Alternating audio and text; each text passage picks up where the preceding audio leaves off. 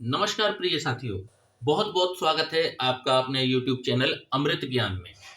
साथियों, जैसा कि आपने शीर्षक पढ़ ही लिया होगा कि गुरु यदि हों मेहरबान तो मिलता है राजयोग।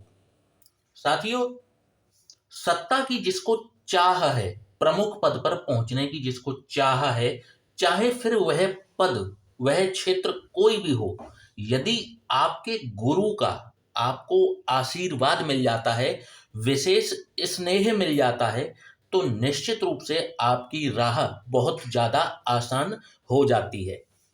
आज इस एपिसोड के माध्यम से, जो कि बेसिकली जुड़ा हुआ है राजयोग से, परंतु कोई जरूरी नहीं है कि सीधा सीधा राजनीति से जुड़ा हुआ हो।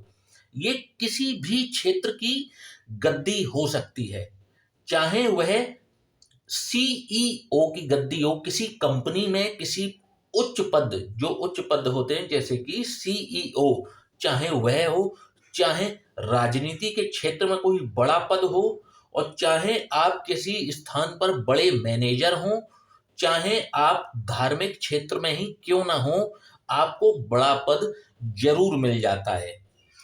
कब कब गुरुदेव इन स्थितियों का निर्माण करते हैं, आज हम इस एपिसोड के माध्यम से जानेंगे। ऐसे व्यक्तियों को जब मेरी बताई हुई स्थितियों में जब गुरु आ जाते हैं, तो आप देखेंगे कि जातक को ऐसा गुरु मिल जाता है जो न केवल उसको चलना सिखाता है, बल्कि उसको ले जा करके गद्दी नशीन भी कर देता है। यदि आप भी राजयोग के इच्छुक हैं, तो अपनी जन्म पत्रिका अपने हाथ में ले लीजिए और अपनी बारी का इंतजार कीजिए। साथियों, आपके समक्ष हमने एक खाली जन्म पत्रिका बना रखी है। अब ये जन्म पत्रिका चाहे किसी भी लग्न की हो, किसी भी राशि की हो, कोई फर्क नहीं पड़ता।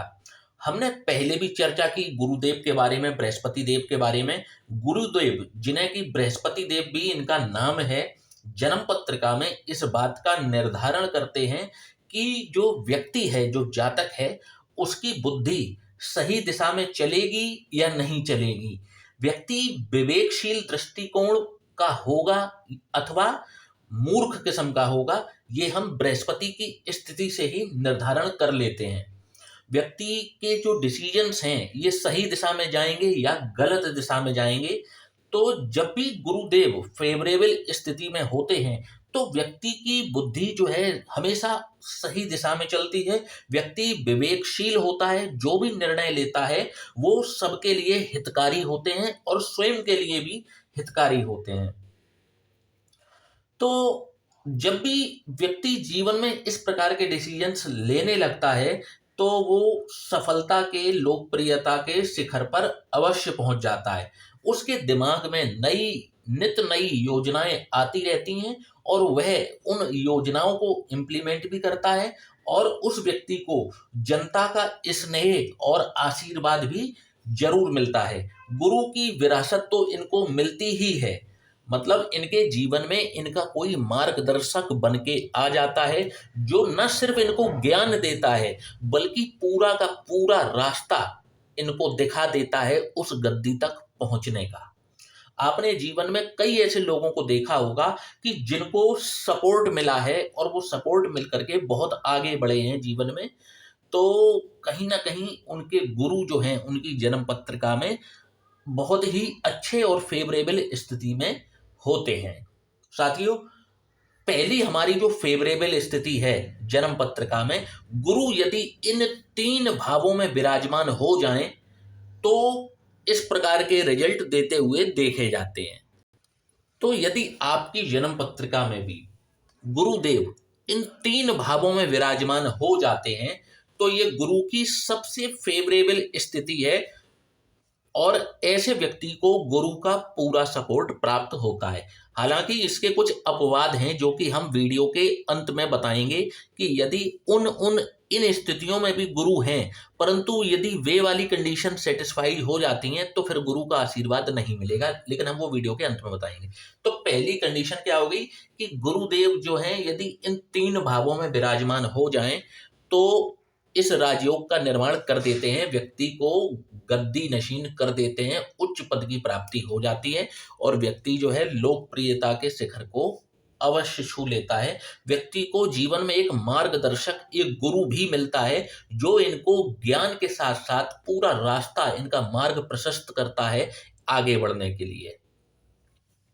तो पहली कंडीशन क्या हुई? गुरु इन 3 भावों में हो गए विराजमान। अब चर्चा करते हैं हमारी दूसरी कंडीशन की। साथियों, दूसरी कंडीशन है कि गुरु केंद्र के इन 4 भावों में विराजमान हो जाएं। केंद्र के इन 4 भावों में गुरु विराजमान हो जाएं, अपनी ही राशि धनु के, अपनी ही राशि मीन के, या फिर अपनी उच्च राशि कर्क के। मैंने यहाँ पर इंगित कर भी दिया है 4 नंबर, 9 नंबर और 12 नंबर। यदि इन राशियों में गुरु केंद्र में विराजमान हो जाते हैं तो इनके बहुत ही श्रेष्ठ परिणाम देखने को मिलते हैं।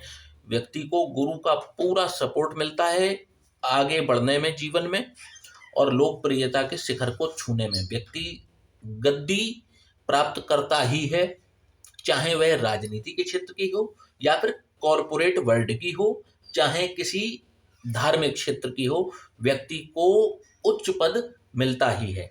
अब अपवाद सुन लीजिए कि इनके एक्सेप्शंस क्या हैं। यदि कुंडली में गुरु बृहस्पति जो मैंने कंडीशन बताई हुई हैं, यदि उन कंडीशंस पर हैं, इन 4 भावों में भी हैं, अपनी राशियों में भी हैं और लग्न पंचम और नवम में भी हैं, ये दोनों कंडीशन में आपको अपने गुरुदेव दिखाई पड़ रहे हैं। परंतु यदि ये 0 डिग्री, 28 डिग्री और 29 डिग्री के होकर के बैठे हों तो फिर ये कंडीशन एप्लीकेबल नहीं होगी और गुरु का इतना सपोर्ट आपको नहीं मिल पाएगा। दूसरी कंडीशन है, यदि गुरु केंद्र में विराजमान हैं भी परंतु मकर राशि में विराजमान हैं तो भी आपको गुरु का सपोर्ट नहीं मिल पाएगा। गुरु आपके लिए बहुत ज़्यादा फेवरेबल नहीं है। तीसरी कंडीशन, गुरु इन भावों में विराजमान तो हैं जो मैंने बताए हैं, परंतु राहु के साथ में और शनि के साथ में विराजमान हो गए हैं तो भी ये स्थिति अच्छी नहीं है और ये फलीभूत नहीं होगा। चौथी कंडीशन, यदि गुरु सूर्य के साथ में बैठ करके अस्त हो गए हैं, जैसे मान लीजिए आपकी जन्म पत्रिका में सूर्य जो है 20 डिग्री के बैठे हुए हैं और गुरु बैठे हैं 22 डिग्री के, इनकी युति बहुत ज़्यादा पास में हो गई है और सूर्य से हो गए हैं अस्त, तो यहाँ पर फिर ये रूल जो है एप्लीकेबल नहीं होता है। जहाँ पर गुरु बलहीन हो जाएं, अस्त हो जाएं, पाप ग्रहों से दृष्ट या युति करके बैठ जाएं या फिर अपनी नीच राशि में बैठ जाएं तो फिर ये फल देखने को प्राप्त नहीं होते हैं। तो देवगुरु बृहस्पति का कुंडली में फेवरेबल होना बहुत ज़्यादा आवश्यक होता है।